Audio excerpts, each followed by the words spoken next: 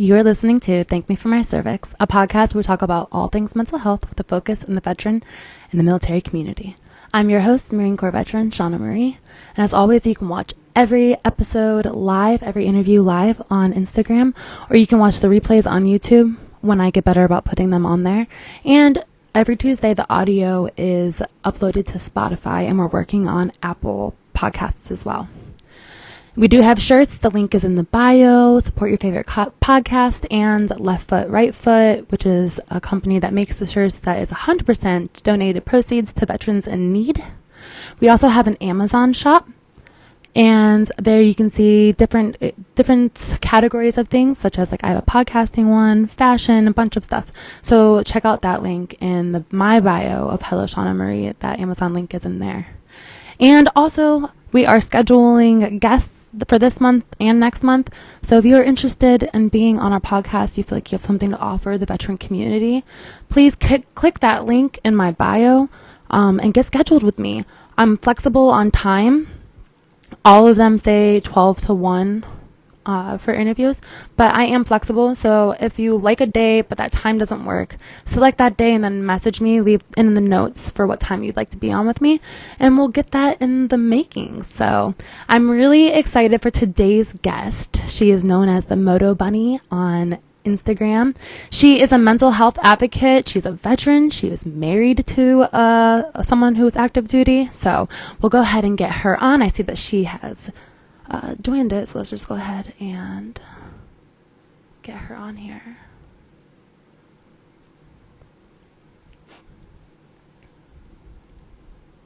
There we go.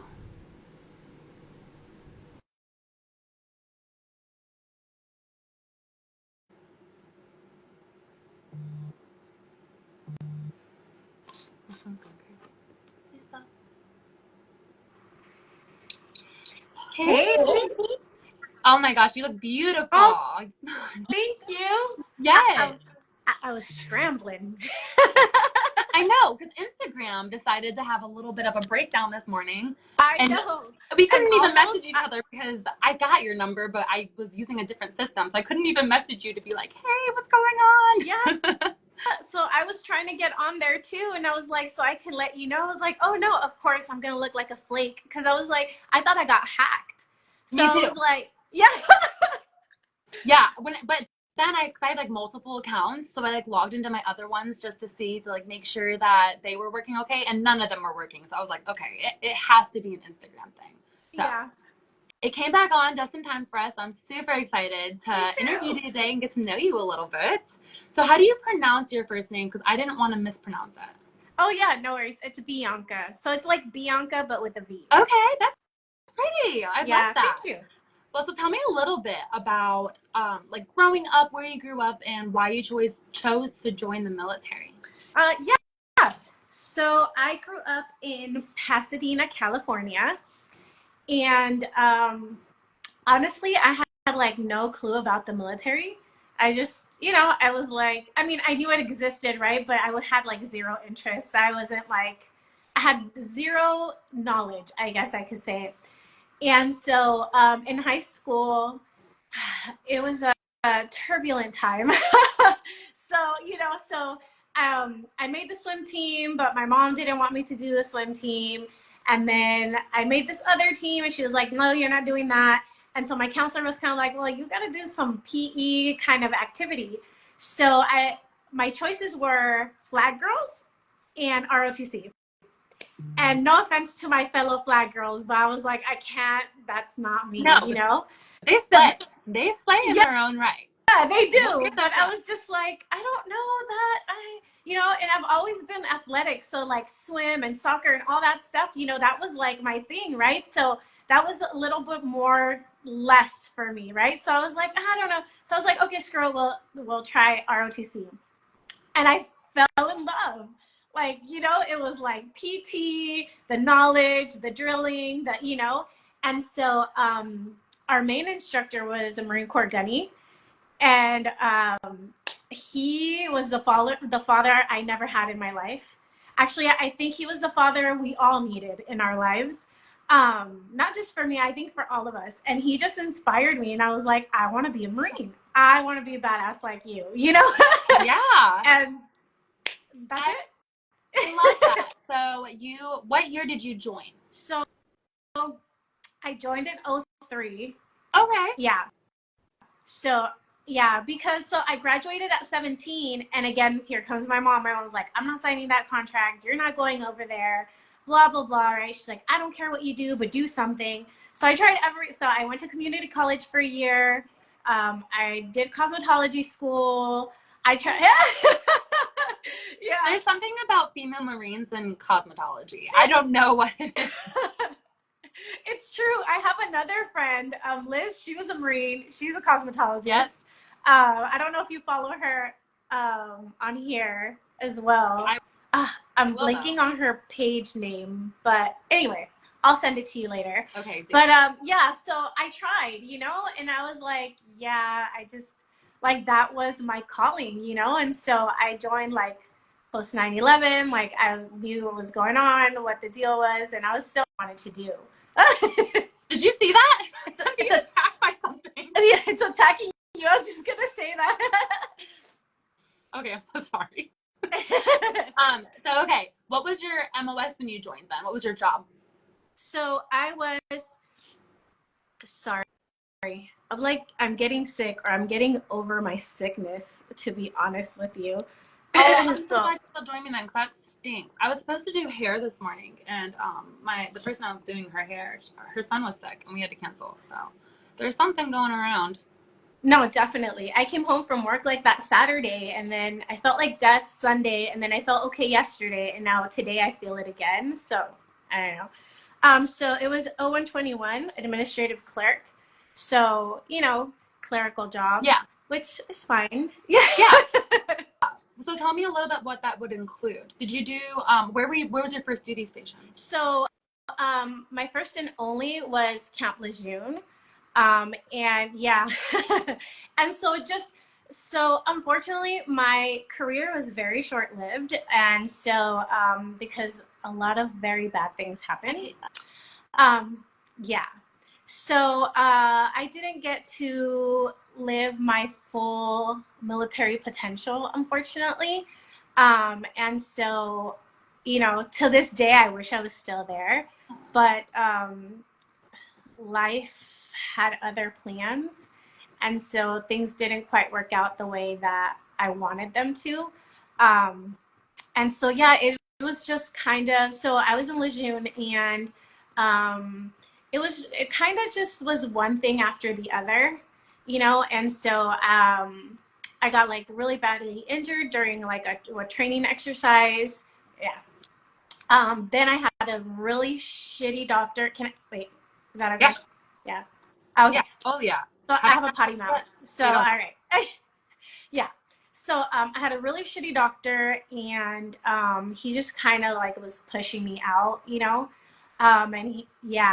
And he was just like, I know what you're doing. And mind you, I had fractured toes. Like all my toes were purple. Like it was visible, you know, like I'm not faking. Gosh. Yeah. So he was just a total douche, you know. And so honestly, his care made me worse. So instead of yeah, because the doctors are the ones who would need to supply the note to get you out of, put you on light duty for whatever you need to do to properly heal. And if your doctor is not in your corner giving you that, now your chain of command does not respect it, because they're like, well, your doctor says you're fine. And you're like, well, look at it. I'm not fine. And if your doctor doesn't support you in that way, you're forced to continue to do things that you otherwise maybe shouldn't be doing. Yeah, no, definitely. And that's really what happened. So like, I've always been the kind of person that just stands up for themselves and like doesn't really take shit, you know? And so I was like, no, fuck no. Like I'm hurt, fix me. Like I need to continue, right? And so every weekly visit, it was the same shit. He was like, I know what you're trying to do. I know, yeah. And so even the corpsmen, like when I would go to PT, they would be like, he wants you to do what? And I'm like, yeah, my toes are purple. Like I can't bet. He wanted me to like pick up things with my toes and ice water, like crazy shit. crazy shit. Yeah. And the corpsmen were like, your toes are purple. And I'm like, yeah, I know. So even the corpsmen were like, they didn't want to follow the instruction, but they have to, right? Because the doctor makes the order. Yeah. And so what I'll I add went from, before you continue, I'm so sorry. no. To give people a little more insight too, females specifically in the military, in the Marine Corps specifically, I won't say actually across the board, we're often known for being injured, broken, can't PT, malingering. This bug and I are, Yeah. oh my God. So that is even worse because you already come in with this expectation from you that you're not going to be able to PT or keep up with things like that. And then you have an actual injury that won't be recognized by a doctor. And now it seems like you're faking it or acting it. Yep. And we already have such a bad name on us for that. Yeah. That I can sympathize with you how that would suck. Yeah. So anyway, continue your story. No, what you're saying is absolutely 100% true. I had a guest on my podcast last year. Her name is Haley. She is the owner of Veteran Woodworks, and she's an Army vet. Yeah, and we were talking about that, right? Like the physical. I don't want to say limitation because clearly we can do it all. I mean, we did it, right? If we got through boot camp and we were Marines and we carried everything so clearly we could do it. I believe that the problem is that our gear is not made for our body, right? So our body is not going to sustain the gear the way a male can. Right. And so, I think with all this, technology and all this crap we have, why not make gear that's suitable for female military members? What's super awesome because you and I are, I wouldn't say we're old school, but we're like, you know what I mean? We're like, you and I were early enough that they still were figuring things out for females. Yeah. And it messed us up, the process Absolutely. of figuring that out. Because I do remember, I'm not a small girl. I would probably say very average for a female, but comparison to men, I am small. That's just the way that it works. So those packs, especially on girls that were smaller than me even, I could see how it was not fitting right. It was messing them up. And it looks like we're like complaining about it, but in reality, it's not built what we were doing was not built specifically for our bodies because that's not the plan. Like that wasn't the intention originally. So no, absolutely. And so I think that's why so many of us get so badly injured. And you're right. We already have like this negative annotation to ourselves, so then when things like this happen, it's kind of like confirmation for all the people that already believe all those things. And I hate that because it's also what doesn't get recognized is like the females who are super badass, who are just naturally doing good, that they are still fighting those same things. Yeah. And it's like, you know what I mean? And not that they should get any more respect than someone who's not injured. Because my sister was a Marine. She's a badass. And she had a similar thing where she was injured and she just was not taken serious. And now she is messed up from it. And she had to fight for the VA to recognize it. Girl. And that's not just a strictly female thing. This is across the board for as far as that goes. But it sucks that we're fighting that. And so continue on how that maybe affected your military career. Yeah, so it ended it because I started with a very minimal injury, and that just progressed into multiple injuries that got worse. And guess what? I had no choice but to get out because now I'm not a useful body. Because let's be real, we're just able bodies, right? We need to be able to carry every single mission. Yeah. Right? Not Don't just find somebody who will replace you if you're not. You're just a person. Yeah. So, so I ended up pushing me out. And so I was pissed. I had my staff NCO almost throw down with my doctor. He was like, it was hilarious because he would tell me, he's like, Vasquez, why is everybody else fucking high as fuck here and you look like shit? Because I'd be walking around pale.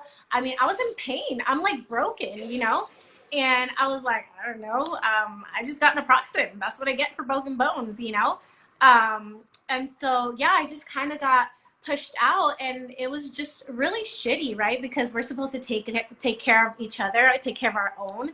And I definitely did not feel that. I did I not felt, feel that way when I was in either.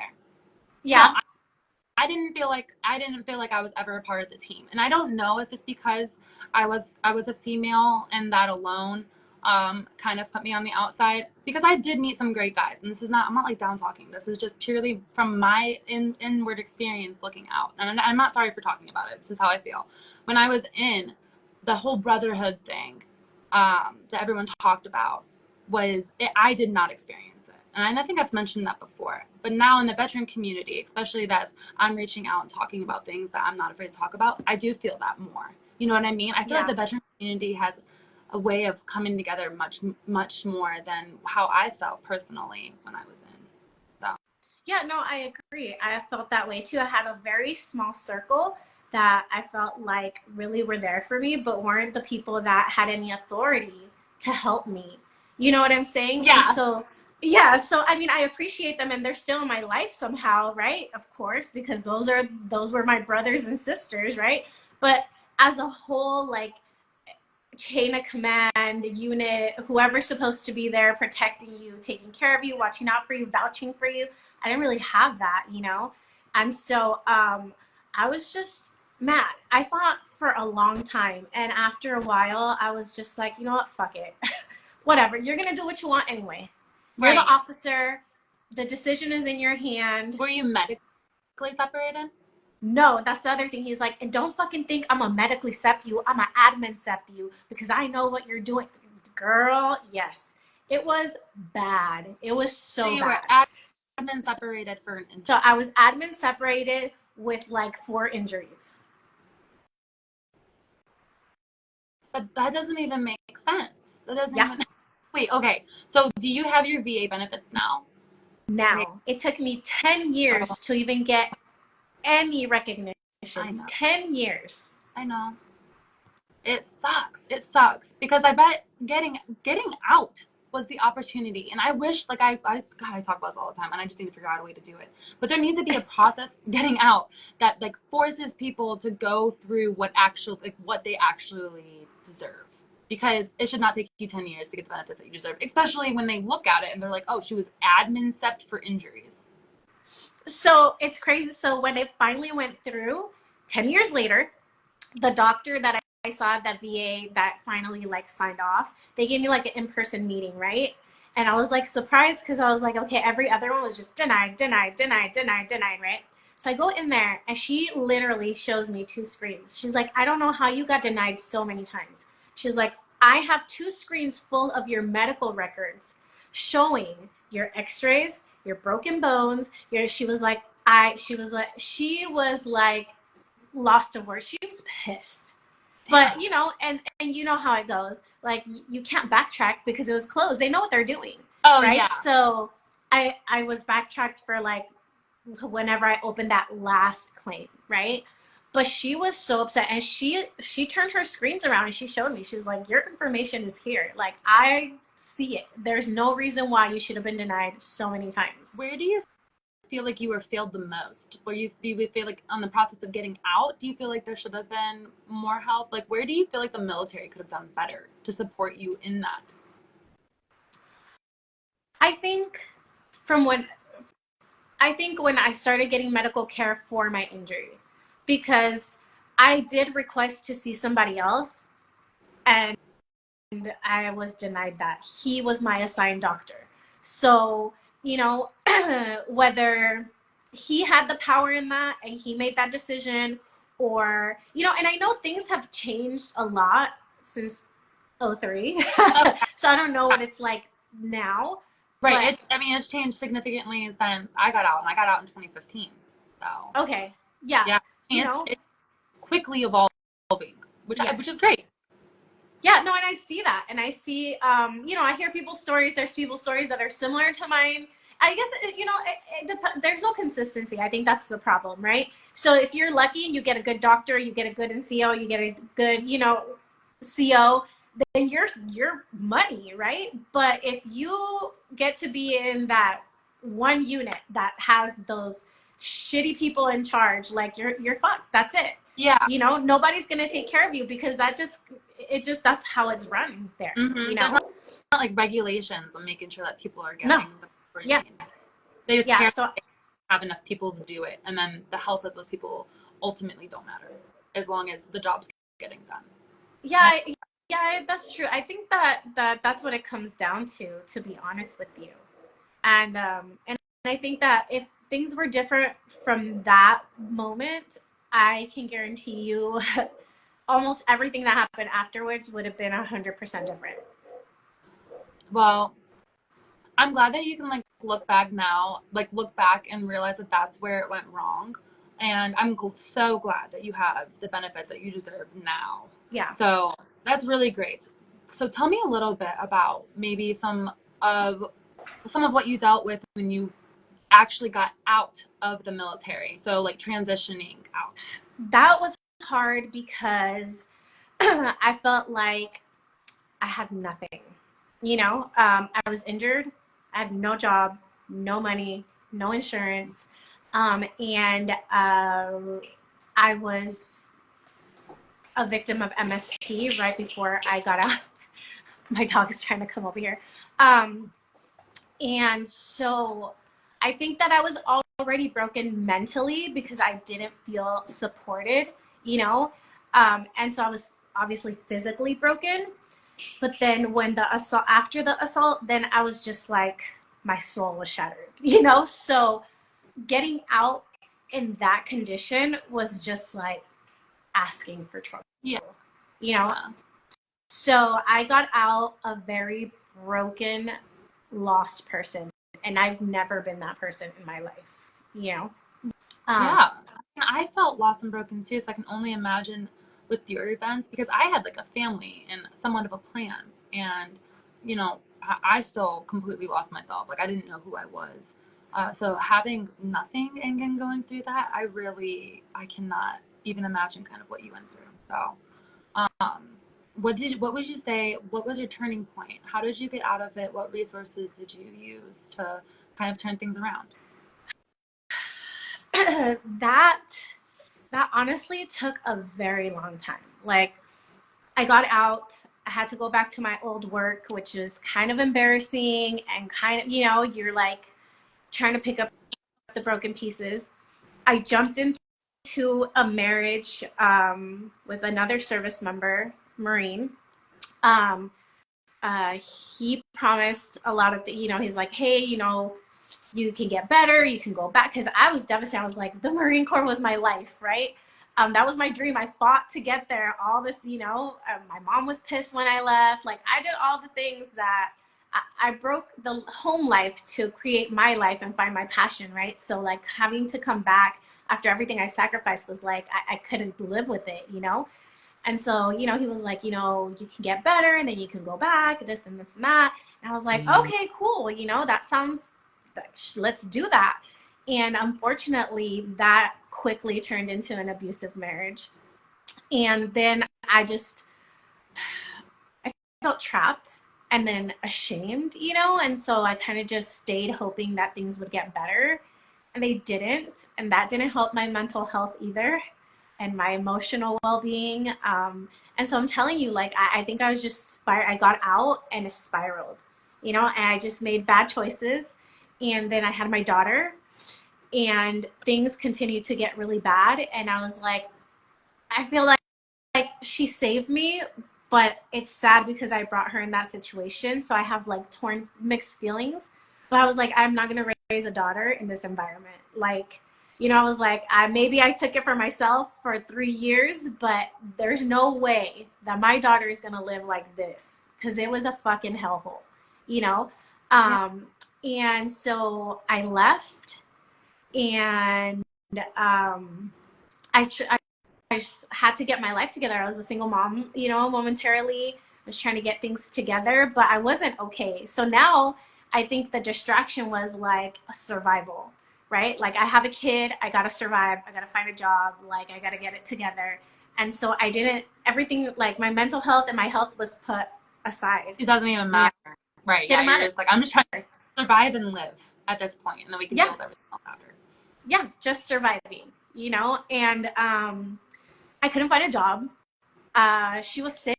She didn't have insurance. My CO, when I had my final interview in the Marine Corps, she gave me a reenlistment code because we recapped everything. And she was like, why didn't you come talk to me? I could have helped you, blah, blah, blah, right? And I was like, ma'am, if I could barely talk to staff sergeant, like, okay, chain of command works a certain way. And she was like, you're, whatever. I mean, she was great, but she was like, you're a good Marine. I want you back, give you a reenlistment code. But, life took another turn. So anyway, I had a reenlistment code and I was like, screw it. Let me try the Navy because I'm so injured still. Like, I know you can do the water qual instead of run, like the swim qual or whatever, and still water, girl. But you know what I did. I did. If you didn't correct yourself, I would have just kept rolling with it. I didn't even know. The water. You're like, yeah. So I was like, okay, that's my only choice, like chance of survival right now.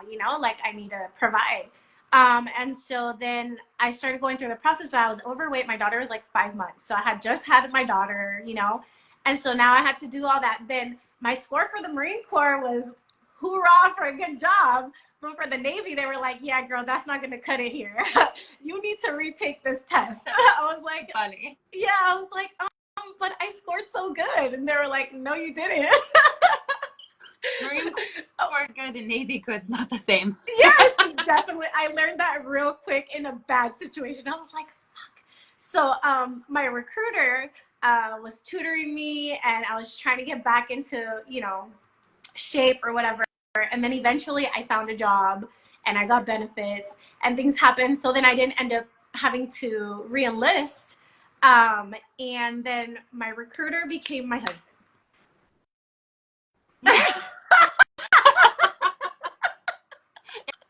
Is he still your husband? He is still my husband, yes.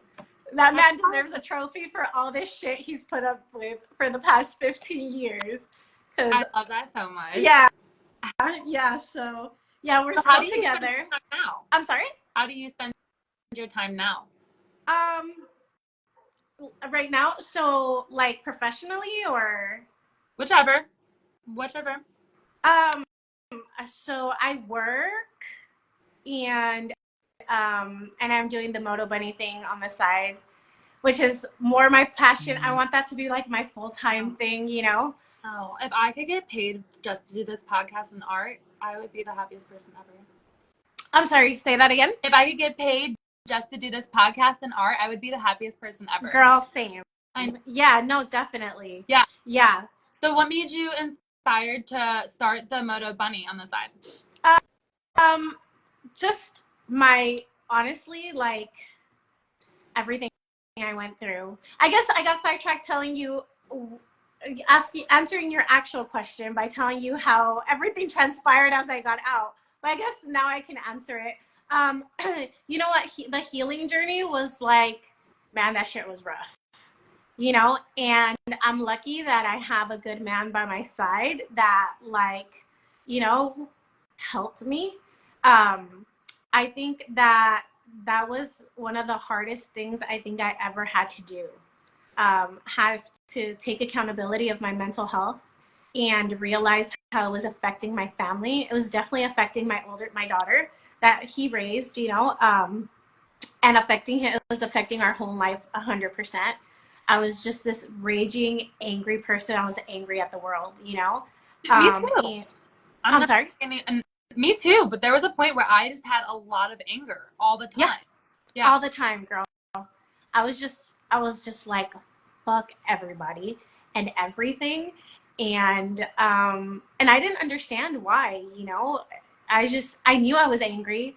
And I would feel bad afterwards, but it was just, that's how I lived, I lived angry all the time.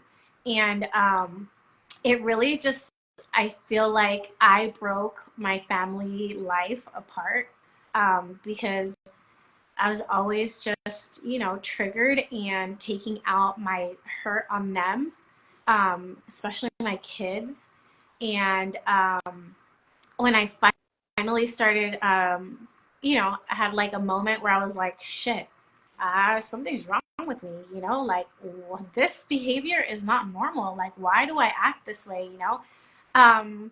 And I started going to therapy, and I started making progress, and I saw the dynamic change in my home, and I saw the dynamic change with my kids. My kids went from being afraid of me and always asking my husband what was wrong with me, if they could talk to me, if they could hug me, if they could touch me, to actually, yes, it was sad.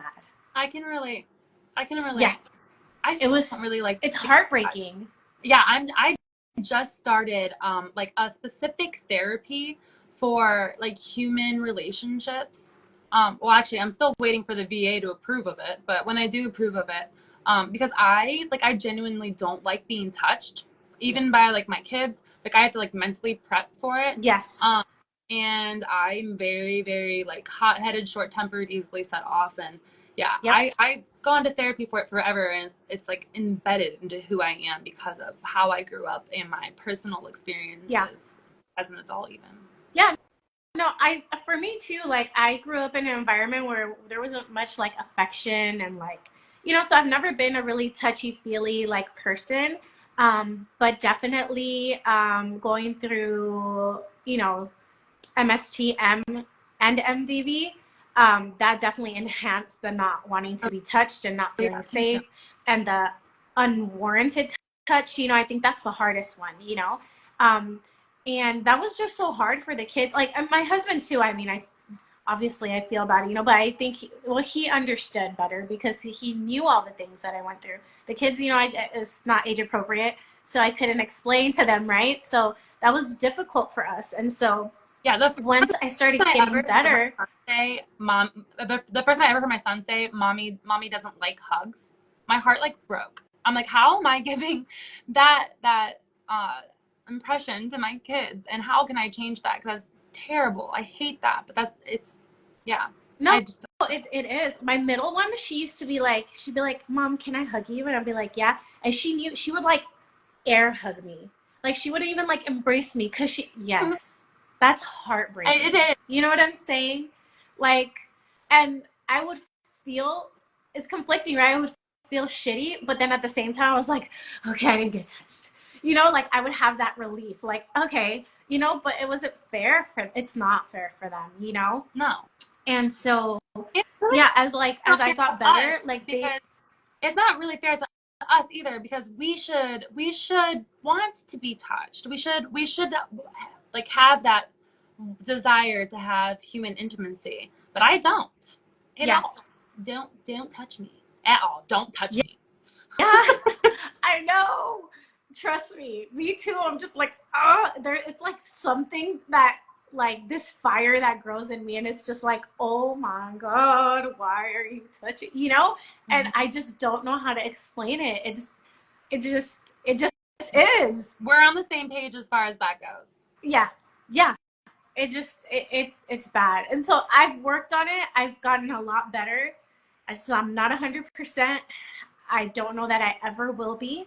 But definitely seeing the change with my children's relationship, that inspired me to start the mottobunnie movement.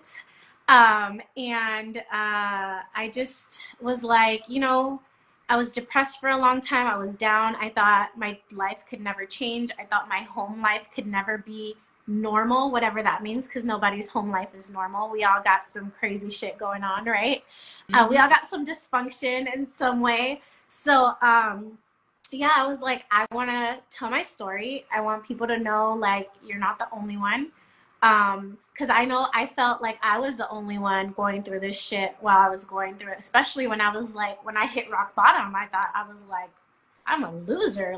Like, what the hell is wrong with me? You know, like, how the fuck did I get here? I'm not this person, you know? And it feels like you're never going to get out. And then when you do, it's so rewarding, right? Like, oh yeah. And it's still like, I can think back to when I was at my lowest and be like, who the fuck was that? Like, who was that? Because I remember my whole life being a bad bitch. But then I look at some of the decisions I made, and I was like, what was wrong with me? Yes, me too. Girl, I was having that conversation with my best friend yesterday, Wendy, actually, that's right there. I was like, hi, Wendy.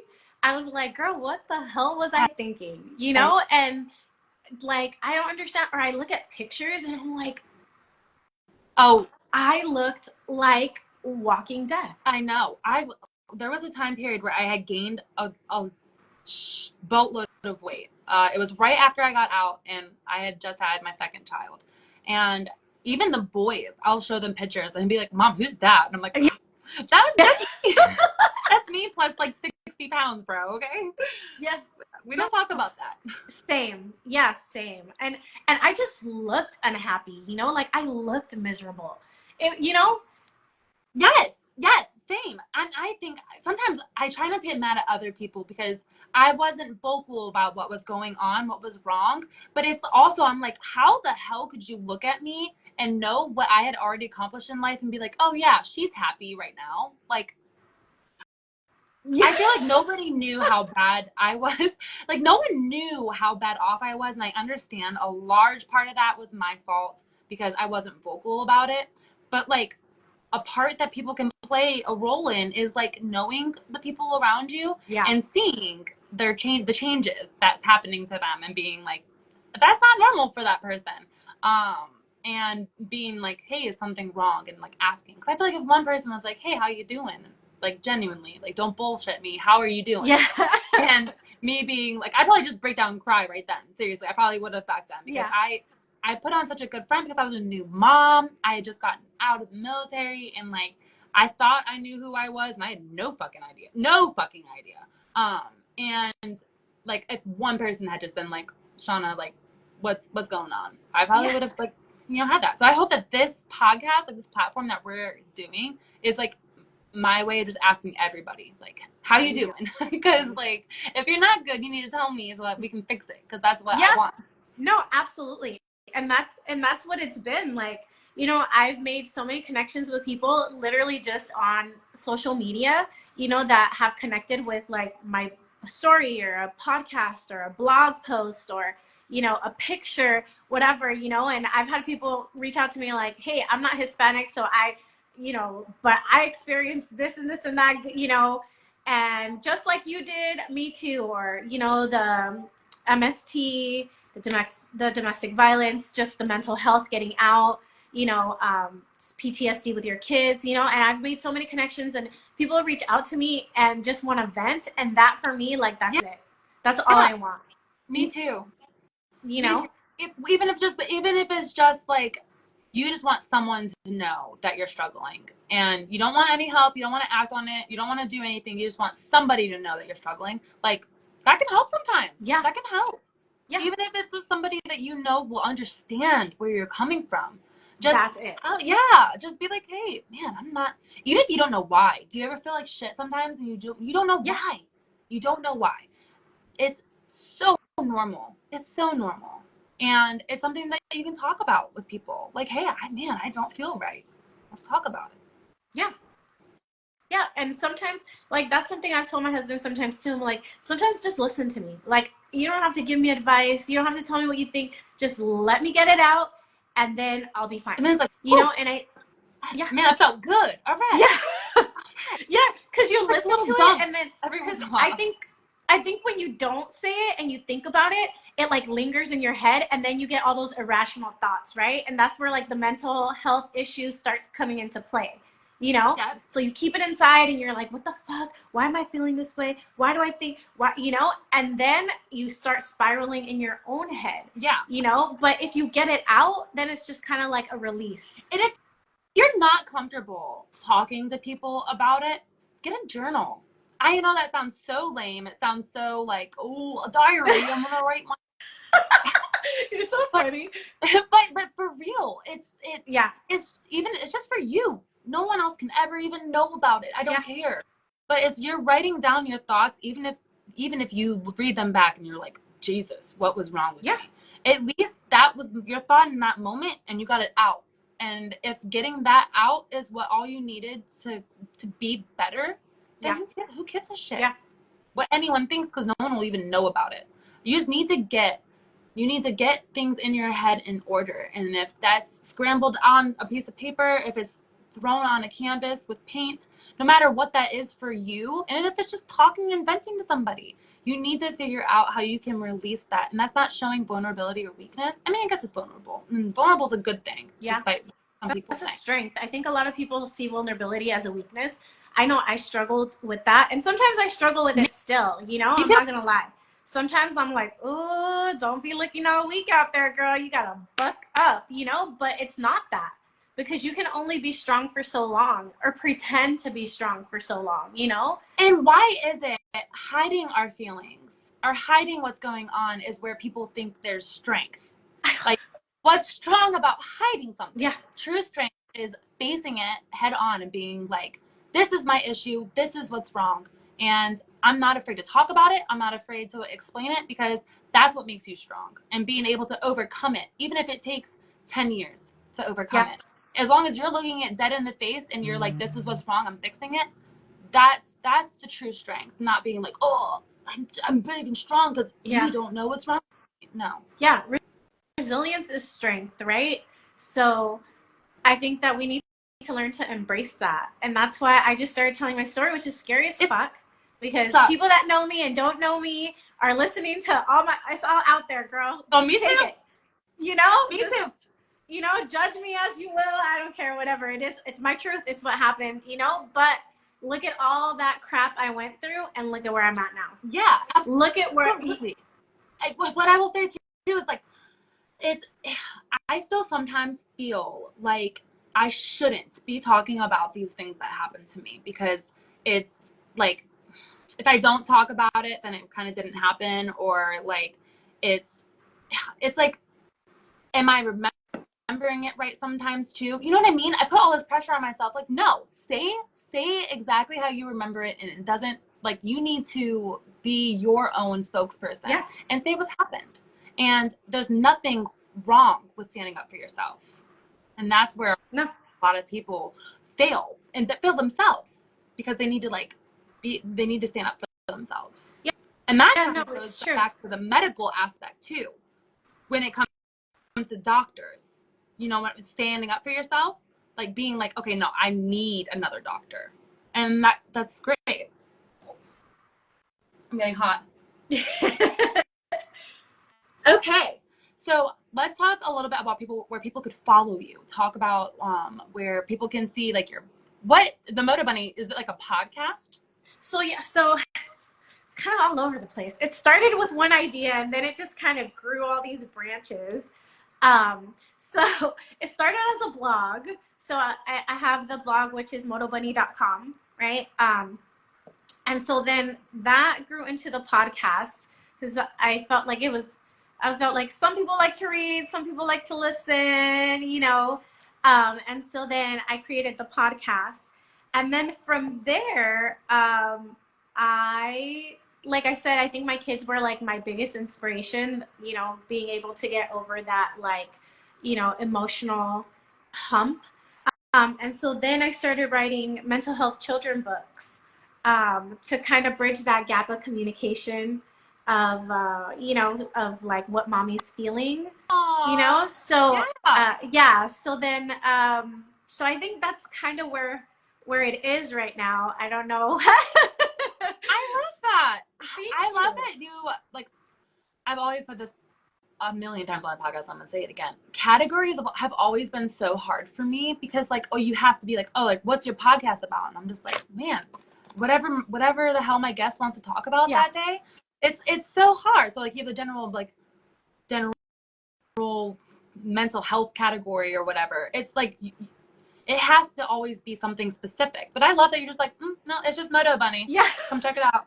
Don't give a shit. Yeah, I mean, obviously, yeah, like you said, same thing. It's like I'm advocating for MST, MDV mental health, but who cares? Mental health is mental health, right? And and then that was the other thing. Like, I got a lot of male following and like a lot of male veterans too. And I was like, you know what? This is for everybody. We're just gonna, everybody needs to hear this. Everybody needs to know. So just join the band. Come on, let's go. You know? I was picking my name. I think one of the things I was worried about was like, are guys gonna thank me for my cervix and like be like, eh.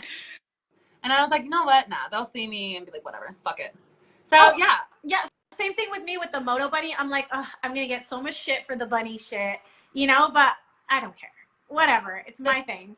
The best thing you can give yourself is not giving a shit what anyone thinks. Yeah. Because they hold you back. People hold you back. Opinions hold you back. Yeah. Seriously. So what is it? Just at mottobunnie on Instagram? Yeah. How do you spell it? It's at mottobunnie on Instagram. On TikTok, it's at mottobunnie official. Because supposedly mottobunnie was taken. I don't know. I find that hard to believe. I can't find the other handle, but I guess. And then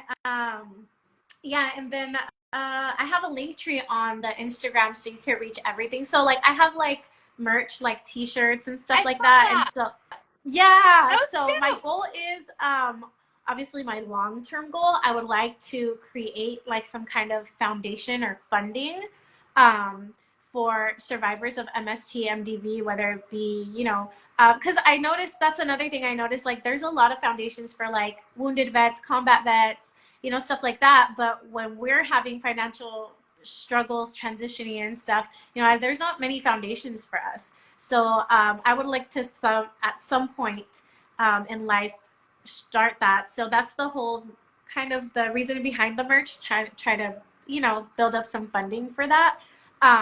So that's the idea behind the merch. I hope you guys like it. I'm working on it. It's like working on my other creative side, you know? I know. No, I saw some of the shirts. They were super cute. I was like, hell yeah. She's cool. Thank you. Yeah. Was there anything that you would like to add before we get off today? I really enjoyed your time. I want to thank you again. And I just want to make sure that you say anything that you want to say before we get out. I guess the mental health books are on Amazon. They're My Moto Mommy.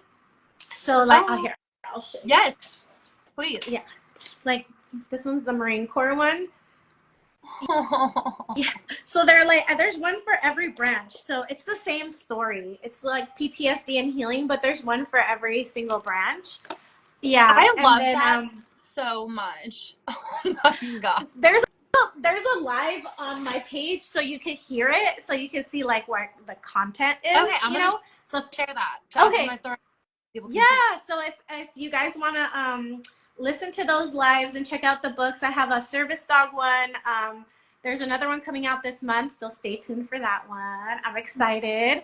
And honestly, I am so grateful for you having me on.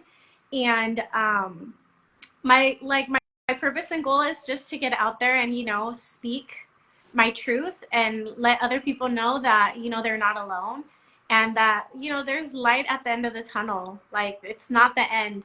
It's shitty. It's a difficult process, but healing is possible. And even though it's not perfect, you know, it can get better, you know, and you can be whole again. Your family can be whole again, and you can be who you used to be or even better, you know, and I just want people to know that. So if anybody needs anything, you know where to find me. And hopefully anything that I'm providing or producing somehow helps you guys. You are truly amazing. You are remarkable on every sense of the word. Thank you, lady. No, you too. You're awesome. I admire you too. Thank you so much. Thank you guys. And be sure to give her a follow. And this audio will be on Spotify next Tuesday. So be on the lookout for that. Thank you so much. And I wish you the best of luck. Thank you. You too. Thanks, girl. Bye. Bye.